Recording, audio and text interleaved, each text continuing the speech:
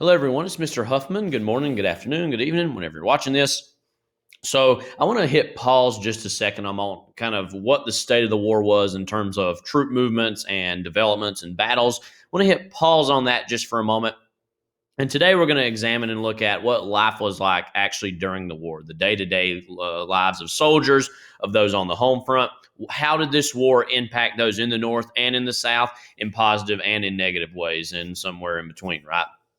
So that's what we're going to look at today. What was the day-to-day goings on of the soldiers, of those at the home front, of women also, and then also African Americans, the role that they're going to play during this war? Well, again, going back to that Southern wartime economy, as you can imagine, it's not going to be all that great. By the end, relatively early on in the war, by the end of 1862, the Southern economy, which was already not all that strong in 1861 when the war started, by about a year or two in, it's going to start declining very sharply. Okay, the transportation system was collapsing.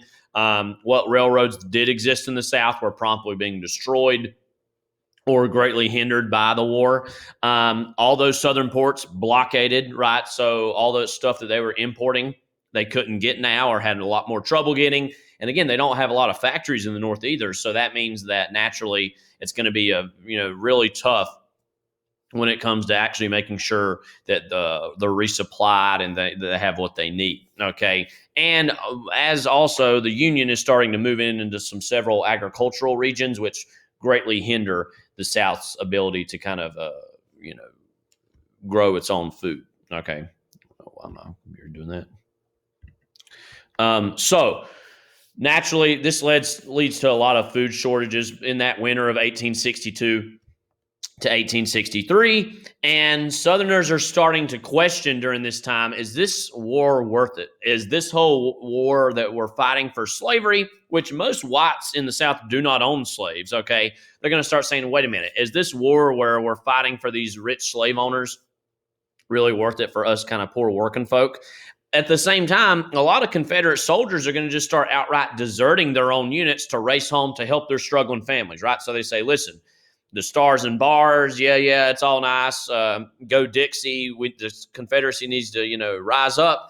But actually, my family is much more important than any of that, right? And so you're going to start to see a lot of Confederate soldiers just desert their post and head back home to help their family farms, okay? And in the spring of 1863, after that kind of harsh winter, there's going to start to be outright riots due to these food shortages, where mobs of women armed with knives are going to take to the streets. Guns broke into shops, and they're all chanting bread, bread. So, I mean, again, this is pretty dire circumstances. Stores are going to be looted, clothes, shoes, all sorts of other goods are going to be taken. And Jefferson Davis himself is going to, send in troops to confront that mob and order them to disperse. Okay, so again, by 1862, 1863, when the war is at its height, the Confederate way of life and the Confederate nation, as it were, is being severely tested, quite seriously, being stressed quite severely to the point where many people are starting to question, is this worth it if we can't even grow enough food for myself or my families? And again, a lot of those Confederate troops deserting their posts quite justifiably in its own way. Please leave me alone.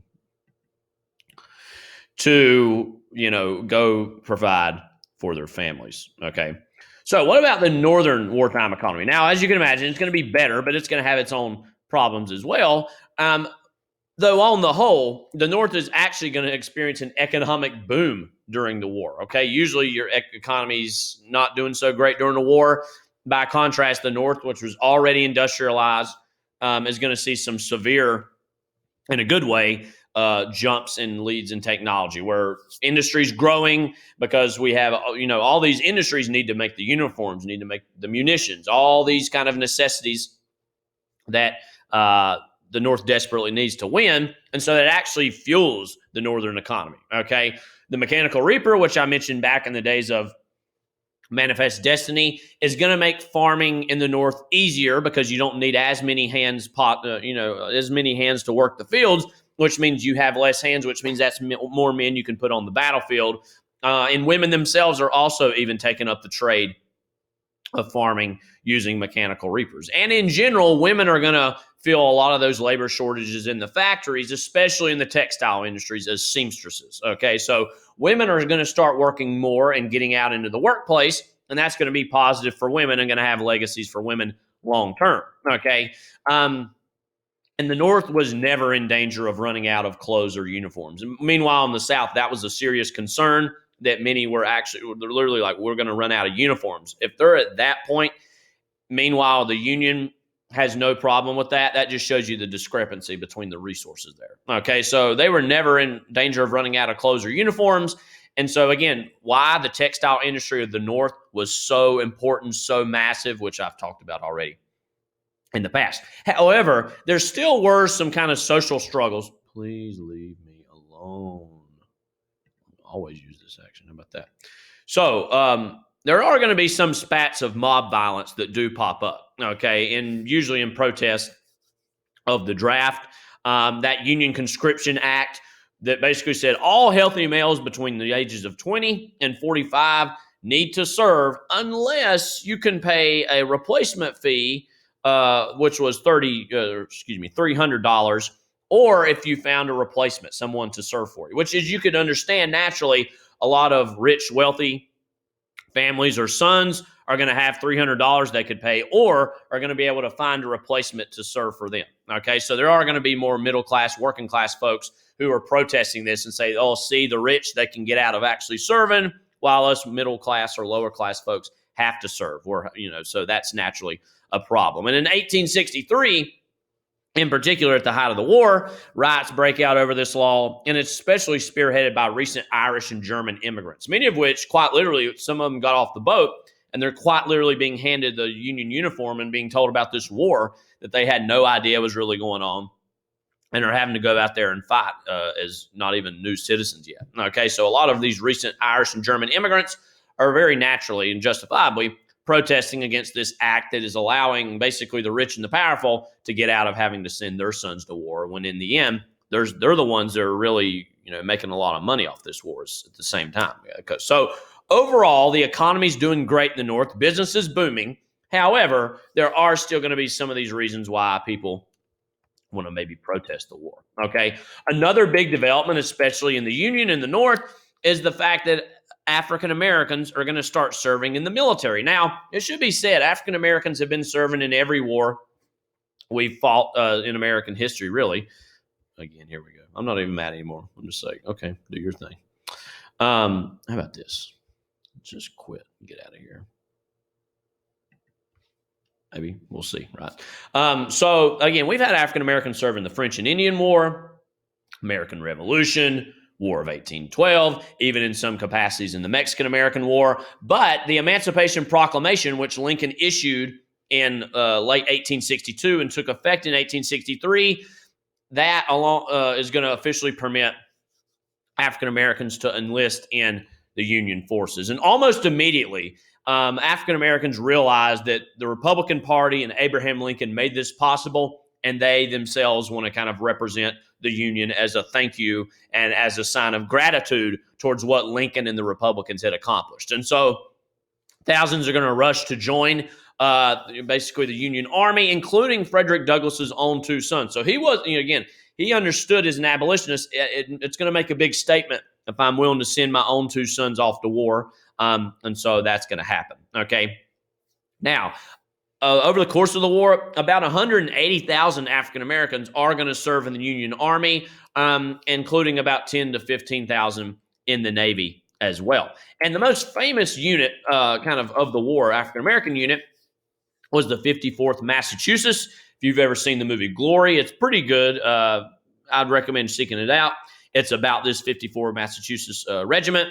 And this is really important because it's the first organized African-American regiment in the North, where it has white officers who are technically controlling the unit, but it's principally consists of, African-Americans, which was a first. And a lot of these men are going to fight bravely at Fort Wagner, which is at Charleston Harbor in South Carolina, in July of 1863. In July of 1863, in late June of 63, is really the height of the war. You had Vicksburg, Gettysburg, and this are happening within the span of a month. Nearly half of these men are going to lose their lives in the battle.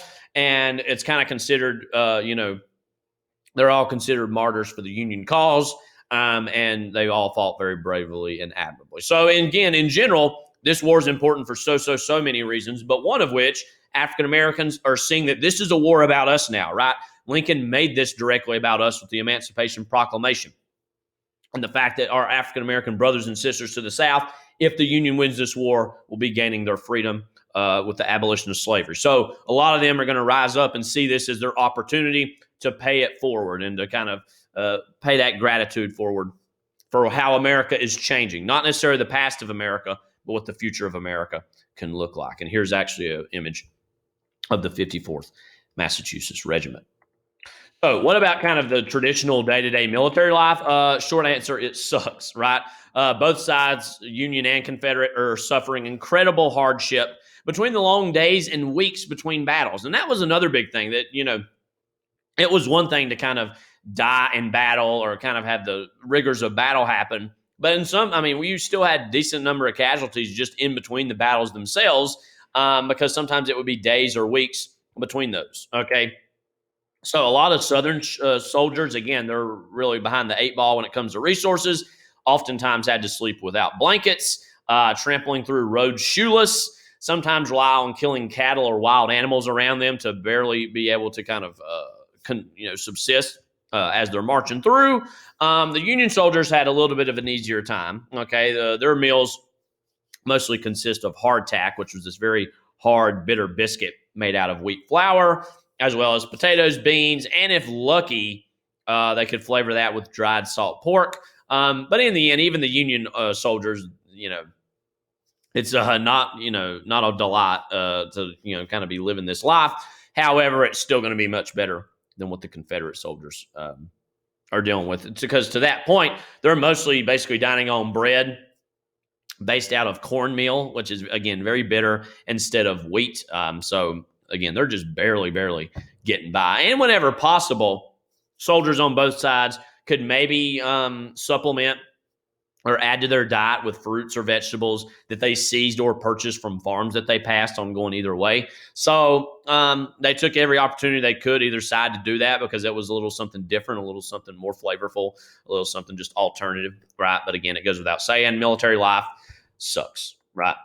What about actually battlefield medicine? As you can imagine, this is almost comically horrific as well. Most of these men are naturally totally unequipped for what the horrors of this war really are going to be, and how many casualties are going to be, inflicted as a result. So much so that battlefield doctors are going to be just outright overwhelmed when it comes to properly treating the wounded. Okay, and in the mid 1800s, doctors have very minimal understanding of how to actually treat infections and diseases. They're basically using unsterilized equipment that are only spreading infections between all these field hospitals, right? So you're having somebody maybe take off somebody's arm with kind of a little saw, and that, they can maybe have some sort of an infection in that. That saw is then not really being properly sterilized, and it's getting used on somebody else who maybe has another ailment, and infections are just spreading rapidly. Okay, so very tough stuff. Okay. And again, the infections and these diseases could spread pretty quickly in these camps because they're all cramped together, and they're often drinking from the same unsanitary water supplies, which is pretty brutal. Smallpox, dysentery, typhoid, pneumonia, you name it, that's killing thousands of soldiers. And that doesn't have anything to do with actual battlefield casualties, right? That's not even actually getting killed in battle. But smallpox, dysentery, and typhoid, pneumonia, these things that we could easily treat today, back then they just didn't have the know-how, didn't have the technology to treat those, okay? Many regiments are losing as much as half of their men due to these just illnesses. Again, illnesses, not even actual kind of death in battle, just these illnesses. And as I hinted at, amputated arms and legs, very commonplace. And frankly, cutting off arms and legs actually helped prevent the spread of infections, but it's a very rash action that, again, we could treat today, but it was the kind of, in some ways, the only way to prevent these spreads of infections and diseases at that time. Okay, so pretty nasty, brutal stuff that goes without saying. Again, the key thing I want to emphasize here is many of these things we could quite easily treat today. Back then, they just didn't have the time, the energy, the patience, the equipment. And so oftentimes they just kind of said, well, we don't have time to really fix this, so let's just cut it off, right? As far as arms and legs, which is, again, horrific to think about. But during this time, one good thing that is taking place is women are stepping up in big ways as nurses and as kind of battlefield, doctors of a sort, okay? Because women are making dramatic contributions as nurses to the war effort, okay? Due to overwhelming demand more than anything, they're taking on these nursing tasks in army hospitals, which were previously mostly held by men, but since they need as many men now as possible to go fight, that's going to open up opportunities for women. And there's going to be a few women that I want to draw attention to. One by the name of Elizabeth Blackwell. She's going to be the very first female physician in the U.S., which was a big deal, and established in 1861 at the very beginning of the war, the nation's very first training program for nurses. So that's a key big innovation, okay? And this actually eventually leads to the United States Sanitary Commission, which oversees and sets standards and rules and regulations and sets benchmarks for what are good kind of medical practices. And so that's all going to be good, and also draws attention to all the supplies that need to be kind of created in factories and in the home front that can then go to the front. Okay. Southern women are also going to help in the Confederacy, although unfortunately they're going to be a little more understaffed, and these small hospitals are basically going to serve as battlefield hospitals of sorts. And in general, this whole event of the Civil War is a huge turning point for the nursing profession in general, okay? Because before it was mostly done by men, but now due to the overwhelming demand that we need as many men on the front as possible, so women need to step up or should step up or want to step up to fulfill those roles. That's going to be a key thing where from here on out, nurses are going to be primarily women. So that really opens the door for women serving in these nursing capacities. So that's overall a good thing because it's getting women to work. It's getting them a little more autonomy, and it's proving definitively women can be just as tough as men when it comes to seeing and handling very brutal conditions. Okay. Now, this next part is not something fun to think about, but military prisons are also going to be a pretty drastic problem for both sides. Okay. Prisoners of war, as you could expect, are suffering very terrible and horrific conditions on both sides. Early on, both the Union and the Confederacy held a lot of formal prisoner exchanges. They didn't treat them too harshly. But after the Emancipation Proclamation in late 1862, the Confederacy wanted to take a much harder line stance and realize, you know what, we're not going to be, basically, they're not exchanging any free African Americans or Southern white prisoners because they didn't deem African American soldiers as anywhere near the level or value of white soldiers. That's just pure garden variety racism, okay? And they're even saying any African American soldiers that we capture, we're just either going to re-enslave or we're just going to outright execute, okay? So this is just a direct provocation, and it's going to lead to a lot of problems in the future when it comes to prisoner exchanges. So early on it went well, but after the Emancipation Proclamation, that's going to change it, where Confederates are going to be much more brutal on any African American troops that they capture. And so naturally, the Union is going to start being more brutal with the Confederate troops as well. And so Lincoln, he's frustrated by this. He says, okay, fine. If you're not willing to do that, we're not doing any prisoner exchanges either. And so that leads to this massive buildup of prisoners of war on both sides, which is not good. Okay. Now, this is especially hard on the South because they're already struggling with getting the kind of enough food and supplies for their own men. They're going to not care at all when it comes to actually protecting and preserving the lives naturally of those that they capture, okay? And very infamously, Andersonville in Georgia is going to be the most infamous brutal prison, Southern prison in particular. A lot of people are going to die from exposure, from overcrowding, lack of food, disease. It's going to kill as many as 100 men per day. Again, 100 men per day during the summer of 1864. This is at the time that the Union's slowly marching south and kind of burning everything in their path. We'll talk about that later. 100 men a day are dying in that summer. And overall, somewhere between what we believe to be 13,000 out of about 45,000. So nearly a third of the men who were sent to Andersonville are soon going to die. And eventually, after the war, Henry Wise, he was the prison's commandant, kind of the superintendent of the prison, basically. He's actually going to be the very only person executed for war crimes during the Civil War. So we don't really execute a lot of people after the war for war crimes, but Wise is going to be executed because of how horrific and brutal the conditions of Andersonville were. And again, here it just shows you what one of these camps would have looked like. So again, naturally, as I've said, life during the Civil War, as you can imagine already, not peachy, not fun. Okay. But going into next week, we're going to start walking through and talking about, okay, how did the nature of the war start to change? And definitively through battles and through kind of tactics, the Union takes a very clear, momentum and grabs that and is going to be successful. Okay, so this is Mr. Huffman signing off. As always, if you have any questions, feel free to reach out. Take care.